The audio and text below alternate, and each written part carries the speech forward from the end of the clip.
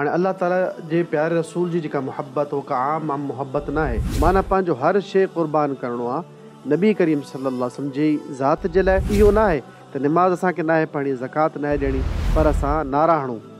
नारा कंहिं बि कोन हया। क़ुल इन कुंतुम तुहिब्बून अल्लाह फत्तबिऊनी। अगरि तव्हां अल्लाह सां मुहबत कयो था त नबी करीम सल्लल्लाहु अलैहि वसल्लम जी इत्तिबा कयो।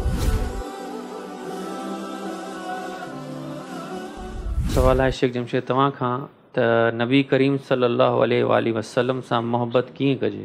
नबी करीम सल्लल्लाहु अलैहि वसल्लम सां मुहबत अल्लाह तबारक व ताला जी इबादत आहे ऐं अल्लाह तबारक व ताला जी इबादत जेका आहे उहा उअं ई करणु घुरिजे जीअं अल्लाह रब्बुल आलमीन खे पसंदि आहे। ऐं नबी करीम सल्लल्लाहु अलैहि वसल्लम उनजो तरीक़ो बि ॿुधायो आहे त का बि इबादत अहिड़ी न आहे, को बि अहिड़ो ख़ैर जो कमु न आहे जेको असांखे अल्लाह तबारक व ताला जे क़रीब करे ऐं नबी करीम सल्लल्लाहु अलैहि वसल्लम उनखे असांखे ॿुधायो न हुजे। हाणे अल्लाह ताला जे प्यारे रसूल जी जेका मुहब्बत हो का आम मुहब्बत न आहे त कंहिं बि आम शख़्स सां मुहब्बत या इश्क अहिड़ा लफ़्ज़ इंसानु इस्तेमालु करे न।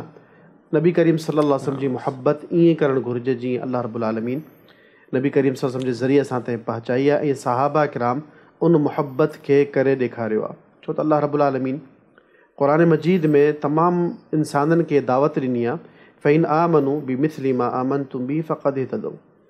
त इहे माण्हू जेके आहिनि इहे ईमान सहाबा किराम वांगुरु वठी अचनि, सहाबा किराम जहिड़ा मोमिन थियनि त तॾहिं इहे हिदायत आहिनि। अगरि सहाबा किराम जहिड़ी मुहब्बत न आहे असांजी प्यारे पैगम्बर सां त असांजी मुहब्बत जो को फ़ाइदो कोन्हे को। हाणे ॾिसणु खपे असांखे त सहाबा किराम नबी करीम सल्लल्लाहु अलैहि वसल्लम सां कीअं मुहब्बत कई। पहिरीं दलील नबी करीम सल्लल्लाहु अलैहि वसल्लम पाण छा फरमायो, ला युमिनु अहदुकुम हत्ता अकूना अहब्बा इलैहि मिन वालिदिही व वलदिही वन्नासि अजमईन। तव्हां मां केरु शख़्स ओसी ताईं मोमिन नथो थी सघे जेसि ताईं मां उनजे नज़दीक उनजे वालिदैन, उनजी औलाद ऐं दुनिया में तमामु इंसाननि खां वधीक महबूब न थी वञा। हिते ॻाल्हि ख़तमु थी वई त सभिनी खां वधीक मुहबत पंहिंजे वालिदैन खां, पंहिंजी औलाद खां, पंहिंजी घरवारियुनि खां, पंहिंजे दोस्तनि खां, पंहिंजे सियासी रहनुमा केर बि हुजे, इंसाननि में जेको बि इंसानु अचे थो उन खां वधीक मुहबत हुजणु खपे प्यारे पैगम्बर नबी करीम सल्लल्लाहु अलैहि वसल्लम सां। इहो ईमान जो तक़ाज़ो आहे। ॿियो तरीक़ो मुहबत सिखण जो इहो आहे जेको नबी करीम सल्लल्लाहु अलैहि वसल्लम सैयदना उमर खे सेखारियो। हिकु चकर सैयदना उमर प्यारे पैगम्बर सां गॾु हली रहिया हुया त सैयदना उमर चवणु लॻा, ए अल्लाह जा रसूल, मूंखे अव्हां दुनिया में हर शइ खां वधीक महबूब आहियो सवाइ मुंहिंजी जान जे, सवाइ मुंहिंजी ज़िंदगीअ जे। नबी करीम सल्लल्लाहु अलैहि वसल्लम फ़ौरन चयो त तूं ओसी ताईं मोमिन न थींदे जेसीं ताईं मां तोखे तुंहिंजी जान खां वधीक महबूब न थी वञा। सैयदना उमर फ़ौरन सोचे सम्झे ॻाल्हायो त वल्लाही अल्लाह जो कसम आहे, अॼु खां पोइ तव्हां मूंखे दुनिया में हर शइ खां वधीक महबूब आहियो, मुंहिंजी जान खां वधीक बि। त नबी करीम सल्लल्लाहु अलैहि वसल्लम चयो अल आन या उमर। इमाम कुर्तुबी रहमहुल्लाह हिन हदीस जी तशरीह में लिखनि था त इहा हदीस असांखे ॿुधाए थी असांजी ज़िंदगी, असांजी मौत, असांजा तमामु मामलात, ख़ुशियूं ग़मियूं, असांजो हलणु फिरणु, खाइणु पीअणु, हर शइ क़ुर्बान करिणो पए नबी करीम सल्लल्लाहु अलैहि वसल्लम जी का हिकिड़ी सुन्नत ते तो करणु ज़रूरी आहे। अगरि इंसानु नबी करीम सल्लल्लाहु अलैहि वसल्लम सां मुहबत नथो करे ऐं का बि अहिड़ी शइ, का आदत आहे, का खाइण जी शइ, माल जी मुहबत, घरनि जी मुहबत, माइयुनि जी मुहबत, का बि मुहबत अगरि नबी करीम सल्लल्लाहु अलैहि वसल्लम जे कंहिं बि हुकुम या कंहिं बि सुन्नत जी मुखालिफ़त में अचे थी त उहो जेको तक़ाज़ो आहे जेको सैयदना उमर खे प्यारे पैगम्बर ॾसियो हो उन खां इंसानु हटी थो वञे। माना पंहिंजो हर शइ क़ुर्बान करिणो आहे नबी करीम सल्लल्लाहु अलैहि वसल्लम जी ज़ात जे लाइ, अव्हांजी इस्मत जे लाइ, अव्हांजी इज़्ज़त, अव्हांजे दीन, अव्हांजी शरीयत, अव्हांजी सुन्नत जे लाइ। त इहे ॿ ॻाल्हियूं इंसान खे सोचणु खपनि त नबी करीम सल्लल्लाहु अलैहि वसल्लम सां मुहबत कीअं करणु खपे। अल्लाह तबारक व ताला बि क़ुरान मजीद में इहो इरशाद फरमायो आहे त जेके माण्हू अल्लाह ताला सां इबादत करणु चाहिनि था, अल्लाह ताला सां मुहबत करणु चाहिनि था, उन्हनि जे लाइ ज़रूरी आहे त प्यारे पैगम्बर नबी करीम सल्लल्लाहु अलैहि वसल्लम जी इत्तिबा कनि।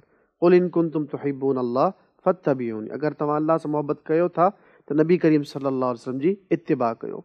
हाणे मुहबत जेका आहे जॾहिं अल्लाह तबारक व ताला जो दीन आहे त उन मुहबत खे करण जा तरीक़ा उहे ई हूंदा जेके नबी करीम सल्लल्लाहु अलैहि वसल्लम पाण बयानु फरमाया आहिनि।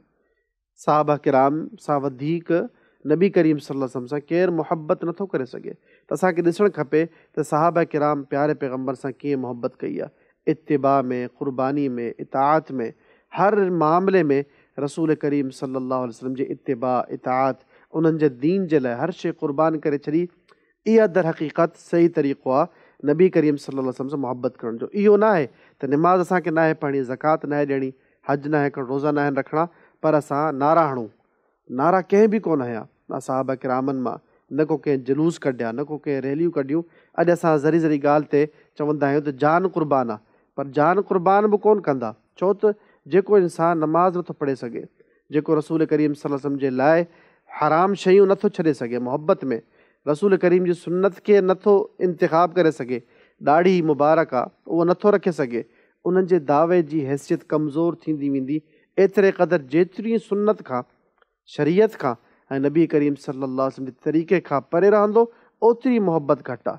हक़ीक़ी ताल्लुक़ इहो आहे, हक़ीक़ी मुहबत उहा आहे जेका रसूल करीम सल्लल्लाहु अलैहि वसल्लम जी इत्तिबा ऐं उन्हनि जी इताअत में आहे, ऐं उन्हनि में ई मुहबत आहे। उम्मीद आहे त इंशाअल्लाह जवाबु काफ़ी ऐं शाफ़ी आहे इंशाअल्लाह।